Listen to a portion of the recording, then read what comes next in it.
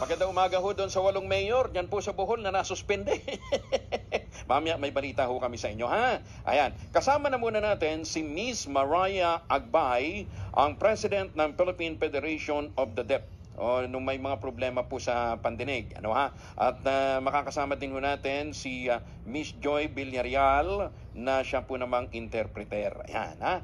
Makakasama din natin, kasama din ba natin dito sa Panayam, Malu?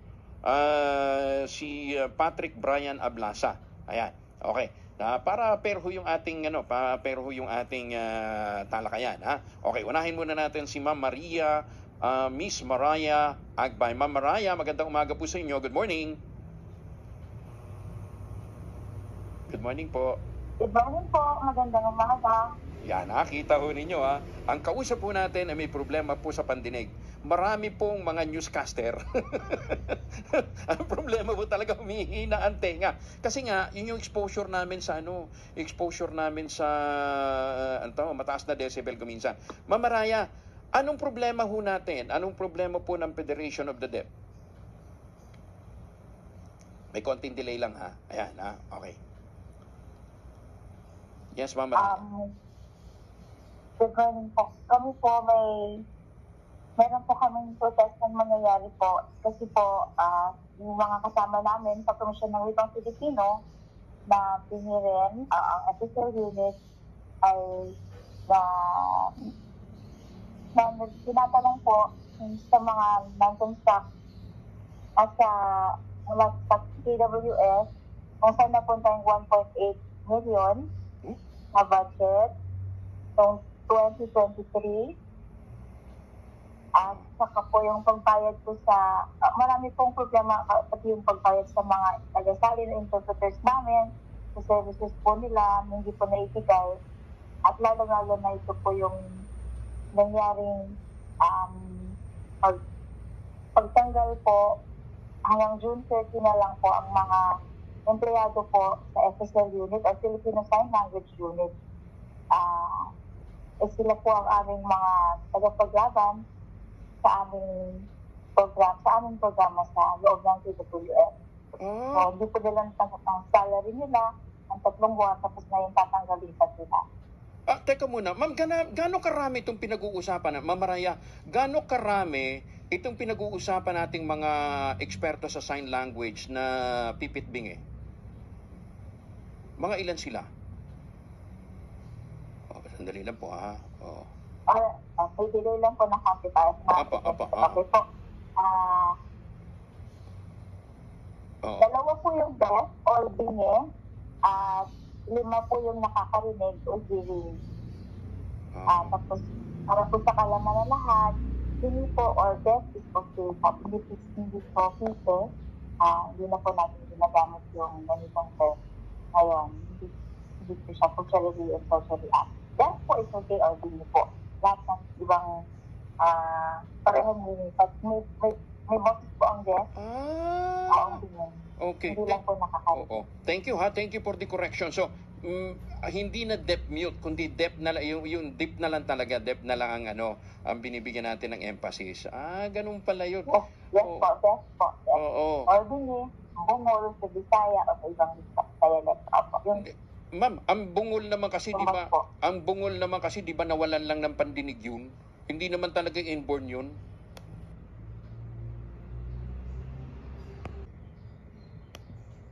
Di ba? Magkaiba ba yun? Oo. Bungol po is bingi pa rin. Pareho lang po yun po. Pareho lang. Bungol in Bisaya, bingi po sa Tagalog. Okay. Sige, para patas yung ating panayam, pag-isahin na natin. Kasama naman natin si Patrick Brian Ablasa. Siya po yung Senior Deaf Coordinator ng Filipino Sign Language Unit. Sir Patrick, magandang umaga naman po sa inyo. Ayan. Ayan. Good morning din po. Magandang umaga sa inyo. Opo. Ano ho sagot nyo dito sa problema? Nag-ano lang ho sila, ha? Okay. Ako, kami po yung hindi ako po sa loob ng FSL unit. Kami po yung, ako po, ang, Oo. Ayan. Aha. ako po ang Senior Advocacy Officer na para maisakatuparan mo ang SSL Act, Philippine Sign Language Law, na siya rin tawag natin ay Republic Act 11106. Yung mga kami pong kawani ay apat. Totoo po yun, nawala po ang 1.8 million sa budget po namin para po sa programa. Hindi po nila may paliwanag sa amin kung saan napunta. Budget po ng 2023. At itong 2024 po, kami pong mga contract of service po na empleyado doon sa unit, 3 buwan po kami hindi pinasahod. Wow! Halos 3 buwan. Wala January, wala Enero hanggang Marso. Tapos nitong tapos nung nakapag-desisyon na po ang RTC, nila RTC, kasi nagsampa po kami ng kaso dahil hindi nga kami pinasahod. Binigyan naman po kami ng ngayon, end of contract, parang hindi na daw po kami pinahangit. Teka muna, After June 30. oo, Sir Patrick, napaka-importante niyo itong role niyo, ano? Kasi hindi lang naman yung grupo ninyo ang inyong sineserbisyohan. We really have to convey kung ano din yung mga polisiya ng gobyerno para po sa mga nasa sektor na kinabibilangan po ninyo. Bakit ho tinanggal bakit tinanggal ho yung budget? Saan napunta? Oo. Bakit nawala? Yun na nga po hindi po nila mapaliwanag sa amin kung saan napunta. Yung ikato pa nga, sige po, ngayon po, di po ba, hindi na kami pinasahod ng 3 buwan, tinatanong namin kung bakit. Okay. Tapos kami pong lahat na nandun sa programa, na sa Philippine Sign Language Unit, hanggang June 30 na lang po kami. Ibig sabihin po nun, yung batas po ng RA 11106, hindi na po nila ginagalang, mawawala na po ang boses ng death. Okay. Ang mga bingin na kasama namin. Sir Brian, Sir Patrick, saan, anong unit yung dapat nakalampagin natin? Ano yung ahensya ng gobyerno? DSWD? Sino yung saan ang gagaling yung sweldo ho ninyo? Okay. Mula po sa Komisyon ng Wikang Pilipino mismo, CWF. Okay. Nanilikha po sa pamamagitan ng RA 7104.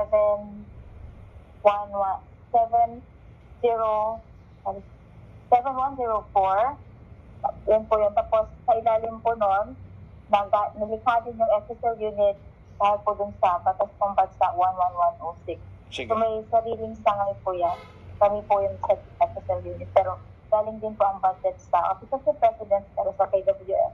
Sige, didiretso na ho tayo sa Malacanang, magsusumbong tayo doon na nawawala yung pondo at tatanggalin ho kayo, i-enkontra kayo. Dapat nga, pinalalakas tong sektor na ito eh.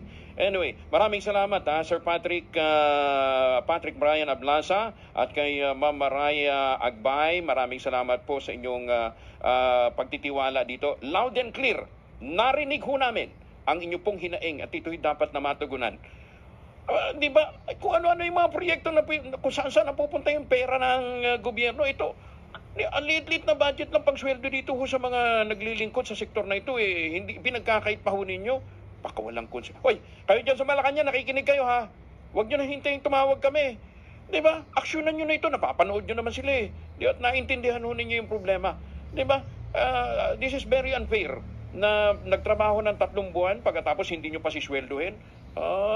Loko kayo Sige, anyway, again, Ma'am Mariah, thank you. Sir Patrick Marian, thank you. Mangungulit din ho tayo para po sa kapakanan ng sektor na ito. Thank you po, maraming salamat. Ma'am Joy, maraming salamat for joining us, Opo, sir, kung may padalang po kami idagdag, sabi po ni Steve, sa ni Mariah, kung okay lang po, meron po kaming desk of protest rally po, nagagawin sa Liwasang Bonifacio. Kung yung mga pwedeng sumuporta, samahan niyo po kami sa tapat po ito ng post office. Nasasama-sama po ang mga miyembro ng deaf community para magreklamo, ipakita sa kanila na kasama po kami ng di umaayon na nangyayari po sa amin Ayan. sa FSL unit. Ayan. Ma'am, kailan to? Ma'am Joy, kailan? Kailan uli? Bukas po, Bukas. May 31, maraya po nagsisign sa 8 po ng umaga, alas 8 po ng umaga, sa Liwasang Bonifacio po. Okay. Alas 8 ng umaga, Liwasang Bonifacio bukas. Magkita-kita tayo. Bingi kayo o hindi, sumali dahil ito po'y para sa kapakanan nitong sektor na ito na inaargabyado 3 months nang hindi pinapasweldo. Ano ba naman kayo, di ba? Samantalang, di ba? Hindi nga pumapasok sa trabaho yung ilang mga staff ng monetary board. Sumisweldo ng pagkalaki-laki. Ito nagtatrabaho para sa sektor na ito, no, nakakapanggigil kayo ha. Sige, maraming salamat Ma'am Joy ha. Uulitin ko mamaya ha, yung ating panawagan na para sa rally bukas ng mga, kasi may biro, di ba may biro? Bukas merong marcha ng mga bingi. Ito ho, totoo na. Magmamarcha ho yung mga bingi, yung mga bungol, yung nasa sektor na ito, mga PWD po ito, dapat nga binibigyan ito ng mas maraming ayuda di ba? Kinaltasan ho sila, tinanggalan ho sila ng budget pagkatapos ipa-end contract pa. Pati ba naman yan?